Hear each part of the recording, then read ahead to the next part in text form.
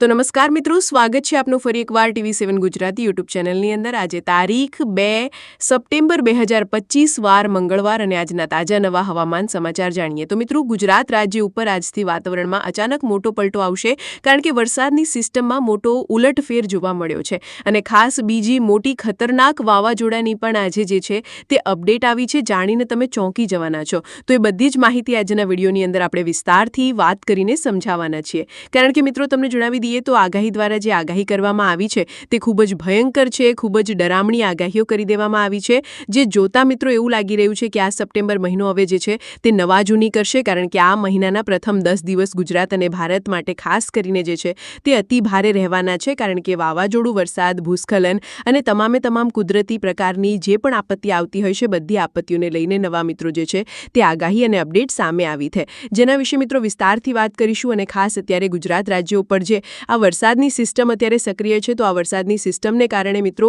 આજે 2 તારીખ અને આજનો દિવસ સવાર, બપોર અને સાંજના રોજ જે છે તે મિત્રો ભારે વરસાદની આગાહી છે। ગુજરાત રાજ્યમાં 7 અને 8 ઇંચના વરસાદો પણ આજે છોતરા કાઢી શકે તેની પણ વાત કરવાની છે વિસ્તારથી। તો મિત્રો, એ કયા જિલ્લાઓ છે, કયા ગામડાઓ છે કે જ્યાં વરસાદ જે છે તે આજે અનુરાધ, વીજળીના કડાકા ભડાકા અને ગાવિજ સાથે નોંધાશે, એની પણ માહિતી જે છે તે આપણે આજના વિડીયોની અંદર મેળવવાના છીએ। અને બીજા નંબર ઉપર એક મોટું ચક્રવાત, એક મોટું વાવાઝોડું છે અત્યારે હાલ ગુજરાત રાજ્ય નજીક બનવા લાગ્યું છે। સ્ક્રીન ઉપર મિત્રો તમે જોઈ શકો કે જે મોટું વાવાઝોડું 5 તારીખ આસપાસ ગુજરાત ઉપર ત્રાટકવાનું છે, તેને લઈને પણ નવી અપડેટ, નવા સમાચાર સામે આવ્યા છે, તેના વિશે વિસ્તારથી અમે તમને સમજાવવાના છીએ। સૌથી પહેલા મિત્રો, તમે આ ઓનલી વેધર ચેનલ પર સબસ્ક્રાઇબ નથી કર્યું તો અત્યારે જે ચેનલને સબસ્ક્રાઇબ કરી લેજો, કારણ કે દરરોજ મિત્રો આવા જ કામના હવામાન સમાચાર તમને આ ચેનલ ઉપર મળી જવાના છે। તો ચાલો મિત્રો, ટાઈમ વગડ્યા વગર વિડીયોની શરૂઆત કરીએ। સૌથી પહેલા જાણીએ કે આજે આપણે આ વિડીયોની અંદર કયા મુદ્દાઓ વિશે વાત કરવાની છે, કારણ કે આજે ઘણા બધા મુદ્દાઓ સામે આવ્યા છે। ફટાફટ મિત્રો નજર મારીએ તો પહેલા નંબર ઉપર હું જે છે તે તમને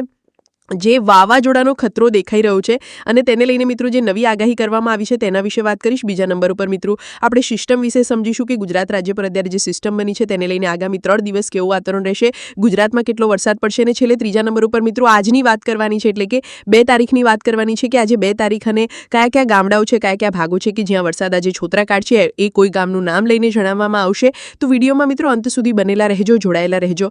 તો ચાલો મિત્રો શરૂઆત કરીએ। સૌથી પહેલા વાવાડા વિશે જ અપડેટ આપું તો મિત્રો જોઈ લો, ગુજરાત રાજ્ય નજીક જે છે તે એક મોટું બાવંડર મોટું ચક્રવાત અહીંયા દેખાઈ રહ્યું છે, અને મિત્રો આ ચક્રવાત જે છે તે 4, 5 અને 6 તારીખ દરમિયાન ગુજરાત રાજ્યને ધમરોડી શકે। બીજા નકશામાં તમને અહીંયા દેખાડું તો મિત્રો અહીંયા તમે લાઈવ જોઈ શકો કે આજે મિત્રો અહીંયા જે છે તે આપણું ગુજરાત આવેલું છે, અને ગુજરાતની બાજુમાં તમે એક આંખ જોશો વાવાઝોડાની, તો આખી આ એક મોટી રિંગ બની રહી છે, અને તેની વચ્ચે મિત્રો વાવાઝોડાની આંખ મિત્રો જોશો તો અહીંયા વચ્ચે જે છે તે મિત્રો આ વાવાઝોડાની આંખ દેખાઈ રહી છે। અને આ વાવાઝોડું જે છે તે મિત્રો તમને જણાવી દઈએ તો રેન્જમાં ઘણું બધું પહોળું બનવાનું છે, જેને કારણે એક સાથે 3 થી 4 રાજ્યોને અટેક કરશે, હુમલો કરશે। પરંતુ મિત્રો મોટી વાત એ છે કે વાવાઝોડું જે છે તે અત્યારે આટલું બધું ખૂંખાર નથી બનવાનું, એની રેન્જ મિત્રો જે છે તે પોળી પડી જવાની છે, જેથી વાવાઝોડાની આંખ જે છે તે મોટી વિસ્તરણ પામી જશે, જેને કારણે વાવાઝોડું અતિ ભયંકર રોલ નહીં રહે, પરંતુ જ્યારે પસાર થશે ત્યારે આસપાસના બધા જ રાજ્યોને આ રીતનું ધમરોડતું આગળ વધવાનું છે।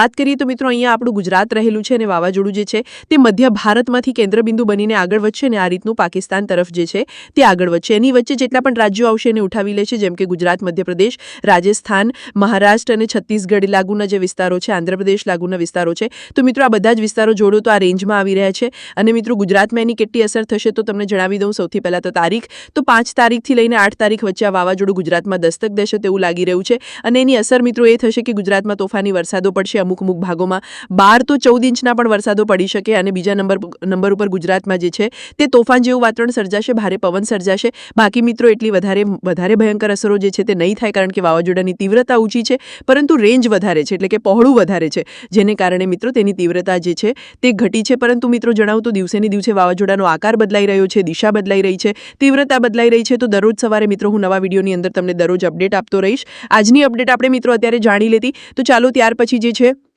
તે મિત્રો ખાસ કરીને આપણે જાણીએ કે જે નવી આગાહી નિષ્ણાંત તરફથી કરવામાં આવી છે, આ મહિનો જે છે તે મિત્રો અતિ ભારે રહેવાના એંધાણ, કારણ કે જે નવી આગાહી નવા નિષ્ણાંતે કરી છે, જાણીને મિત્રો તમે ચોંકી જવાના છો, કારણ કે મિત્રો મૃત્યુંજય મહાપાત્રા નામના જે નિષ્ણાંત છે તેમણે ચેતવણી આપી છે કે આ સપ્ટેમ્બરનો મહિનો જે છે તે ગુજરાત અને ભારત માટે મોટી ઘાત બનવાની છે, કારણ કે મિત્રો ઉત્તરાખંડમાં ભારે વરસાદને કારણે ભૂસ્ખલન થઈ શકે અને અચાનક પૂર પણ આવી શકે। આ ઉપરાંત દક્ષિણ હરિયાણા, દિલ્હી અને ઉત્તર રાજસ્થાનમાં પણ જે જનજીવન પ્રભાવિત થઈ શકવાની સંભાવના છે, સાથે તેમણે આગાહી કરી છે કે ભારતના નીચાણવાળા વિસ્તારોમાં પૂર જેવી પરિસ્થિતિ બની શકે, ભૂસ્ખલન થઈ શકે અને વાવાઝોડા પણ આવી શકે. અને મિત્રો, આ બધી વસ્તુ આપણને દેખાઈ પણ રહી છે. આગળ મેં તમને ચાર્ટની અંદર દેખાડ્યું, નકશાની અંદર દેખાડ્યું કે 4-5 તારીખ દરમિયાન ગુજરાતમાં જે છે તે તાંડવ મચાવતું દેખાઈ પણ રહ્યું વાવાઝોડું. તો ચાલો મિત્રો જાણીએ. તો ખાસ કરીને અંબાલાલ પટેલ શું જણાવી રહ્યા છે. તો અંબાલાલ પટેલે મિત્રો આગાહી આપી છે.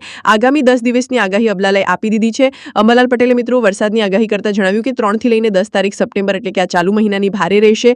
અતિ ભારે વરસાદની શક્યતા છે. તે દરમિયાન કેટલાક ભાગોમાં 4 ઇંચથી વધારે વરસાદ પણ ભૂકા કાઢી શકે, જેમાં દક્ષિણ ગુજરાતના દરિયાકાંઠે તોફાની મોજા ઉછળી શકે અને માછીમારોને દરિયો ન ખેડવાની સૂચના છે, કારણ કે એક સાથે 2 સાયક્લોનિક સર્ક્યુલેશન ટ્રફ જે છે તે પસાર થઈ રહ્યા છે. અને અત્યારે મિત્રો તમને ના ખબર હોય તો જણાવી દો, ઉત્તરીય ભારતમાં પૂરની પરિસ્થિતિ છે. આ ફોટો તમે જોઈ રહ્યા છો સામે આવી રહ્યો છે પંજાબ ખાતેથી. પંજાબમાં મિત્રો અત્યારે એનડીઆરએફ અને એસડીઆરએફની ટીમો તૈનાત છે, લોકોને બચાવી રહી છે. પાકિસ્તાન લાગુના જે પંજાબના વિસ્તારો છે ત્યાં 100 લોકોના મૃત્યુ થયા છે, 100થી વધારે લોકોના મૃત્યુ થયા છે. અને મિત્રો, આ લાઈવ તમે જોઈ શકો, આખું ગામડું પાણીમાં ગરકાવ થયું છે, ભારે પૂરની પરિસ્થિતિ સર્જાઈ છે. અને પંજાબના લોકો માટે જે છે તે અત્યારે ટીમો પણ તૈનાત કરવામાં આવી છે. ત્યાર પછી મિત્રો આજની વાત કરીએ તો આજે હવામાનને લઈને મિત્રો હવામાન ખાતા દ્વારા જે એલર્ટ બહાર પાડવામાં આવ્યું છે તેની વાત કરીએ તો જોઈ લો મિત્રો, હવામાન ખાતે આજે આખા ગુજરાતની અંદર યલો એલર્ટ બહાર પાડેલું છે. એટલે કે આજે ગુજરાતમાં સરેરાશ મધ્યમ 2 થી 3 ઇંચના વરસાદો જે છે તે આખા ગુજરાતમાં જોવા મળી શકે. તો મિત્રો, આ બધી જ માહિતી થઈ ગઈ આવનારા દિવસોને લઈને કે શું નવા જૂની થવાની છે. હવે મિત્રો, મેં તમને જણાવ્યું કે આ વિડીયોના ત્રીજા ભાગમાં આપણે માત્ર આજની વાત કરવાની છે.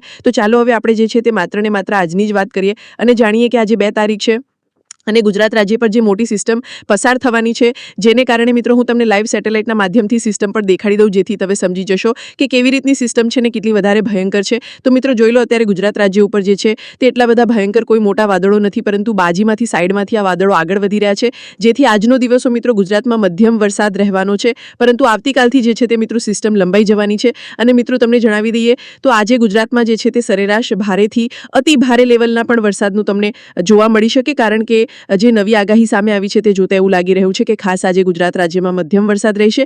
અને ત્યાર પછી આવતીકાલે 3 તારીખથી વરસાદ જોર પકડશે, જે આગામી 10 તારીખ સુધી ગુજરાત રાજ્યમાં ભારે રહેવાના એંધાણ છે. તો ચાલો મિત્રો હવે વાત કરી લઈએ ખાસ કરીને આજે ગુજરાત રાજ્યમાં કેટલા વરસાદની આગાહી છે. સવારથી સાંજ બપોર પછીથી લઈને રાત સુધીના હવામાન સમાચાર જાણીએ તો સૌથી પહેલા મિત્રો દક્ષિણ ગુજરાતમાં વરસાદનું જોર વધી રહ્યું હોય તેવું લાગી રહ્યું છે, કારણ કે જીએફએસ વેધર મોડેલ અનુસાર આજે જે છે તે મધ્ય ગુજરાત, દક્ષિણ ગુજરાત અને સૌરાષ્ટ્રમાં વરસાદની સંભાવના સારી દેખાઈ રહી છે. સૌથી પહેલા મધ્ય ગુજરાતના નકશા વિશે વાત કરીએ કે મધ્ય ગુજરાતમાં કેવા વરસાદો આજે દેખાઈ રહ્યા છે.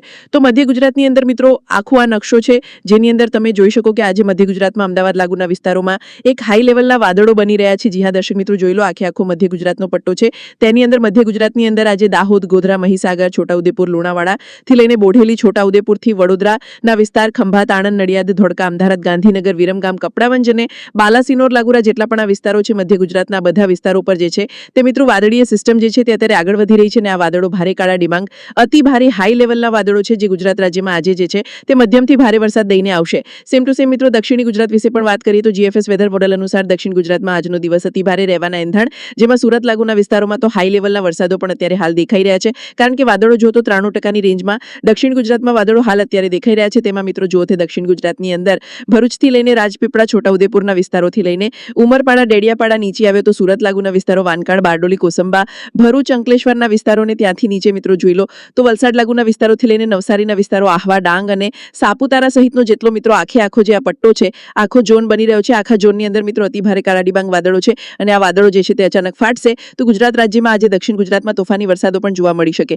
ત્યાર પછી ઉત્તર ગુજરાતની વાત કરીએ તો ઉત્તર ગુજરાતમાં 80 થી 85% રેન્જમાં વાદળો જોવા મળી રહ્યા છે. અને ખાસ તો મિત્રો જે ડુંગરપુર લાગુના ભાગો છે અને ખાસ સાબરકાંઠા લાગુના વિસ્તારો છે ત્યાં વધારે વાદળો છે, જેમાં આબુ, અંબાજીથી લઈને પાલનપુર, ખેડબ્રહ્મા, હિંમતનગર, પ્રાંતિજ, બાયડ, મોડાસાના વિસ્તારોથી લઈને જે મિત્રો ડાબી તરફ મહેસાણા છે, રાધનપુર છે, પાટણ છે, આ ભાગોની અંદર છૂટાછવાયા વરસાદો જે છે તે જોવા મળી શકે. જો કે મિત્રો ઉત્તર ગુજરાતમાં એટલા બધા ભયંકર વાદળો નથી, પરંતુ છતાં જે વાદળ બની રહ્યા છે તેને કારણે છૂટાછવાયા વરસાદ શરૂ રહી શકે. સૌરાષ્ટ્રની વાત કરીએ તો મિત્રો ત્યાં પછી સૌરાષ્ટ્રની અંદર જે છે એક સારા એવા વાદળનો પટ્ટો બની રહ્યો છે, સારા એવા વાદળનો ઘેર બની રહ્યો છે, જેને કારણે મિત્રો તમને જણાવીએ તો ભાવનગર લાગુના વિસ્તારો થઈ ગયા, તેની સાથે જે અમરેલીનો પટ્ટો થઈ ગયો, બોટાદ થઈ ગયું, આ 3 જિલ્લામાં વધારે વરસાદનું જોર રહેશે. બાકીના જે સૌરાષ્ટ્રના જિલ્લા છે ત્યાં છૂટાછવાયા ધીમા વરસાદો શરૂ રહી શકે, જેમ કે સુરેન્દ્રનગર, મોરબી, રાજકોટ, દ્વારકા, પોરબંદર, જુનાગઢ અને ગીર સોમનાથમાં છૂટાછવાયા ઝાપટાઓ પડી શકે. ત્યાર પછી કચ્છમાં પણ જોયું તો કચ્છમાં પણ મિત્રો ઝાપટાઓ પડી શકે. બાકી કચ્છમાં કોઈ મોટા 1 ઇંચથી વધારે વરસાદની આગાહી નથી. આ મિત્રો માહિતી થઈ ગઈ આજની. હવે આવતીકાલનું ખેર મિત્રો તમને સમજાવું તો આવતીકાલથી ગુજરાત રાજ્યમાં મોટી નવા જૂની થવાના એંધાણ છે, કારણ કે કાલે છે 3 તારીખ.